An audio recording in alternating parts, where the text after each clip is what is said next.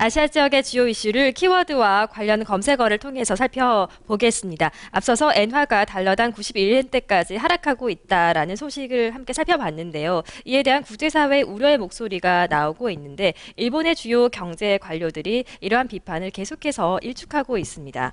오늘의 첫 번째 키워드는 아소다로인데요. 역시 환율 우려를 일축하고 나섰습니다.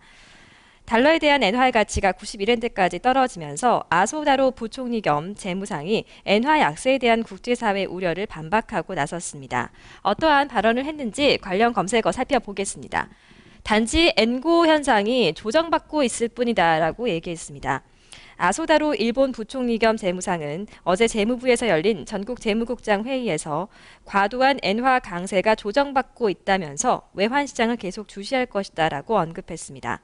아소 재무상의 발언에 엔달러 환율은 소폭 상승했고 어제 니케이 지수는 2년 9개월 만에 11,000엔센을 회복했습니다.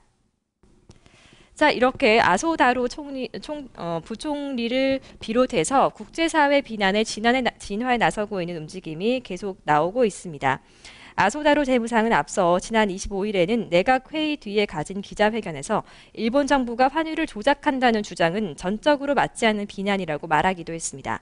일본의 주요 인사들은 최근 엔화 약세와 관련해 국제사회에서 일본 정부 차원의 통화 정책을 비난하는 목소리가 불거져 나오자 논란을 일축하는 분위기입니다.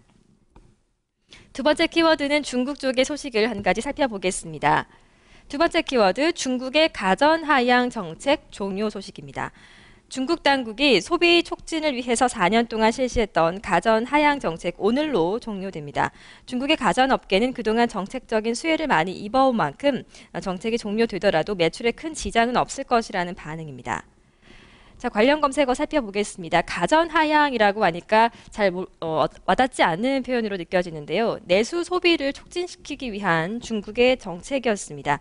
가전 하향은 가전 제품을 농촌으로 내려보낸다는 뜻으로 가전 제품을 구입하는 농촌 지역 주민들에게 일정액의 보조금을 지급하는 정책을 말합니다. 그동안 옛 제품을 신제품으로 교환하면 보조금을 준다는 이구 환신 정책과 함께 중국의 내수 소비를 촉진하는 대표적인 정책으로 꼽혀왔습니다. 중국은 지난 2009년부터 전국적 범위에서 가전 하향 정책을 통해 내수 확대를 추진해왔습니다. 이 같은 정책을 통해서 판매된 가전 약 2억 9,800만 대로 추산이 되고 있습니다. 중국의 상무부 통계에 따르면 지난해 12월 말 기준으로 중국 전역에서 판매된 가전 하향 제품은 모두 2억 9,800만 대입니다.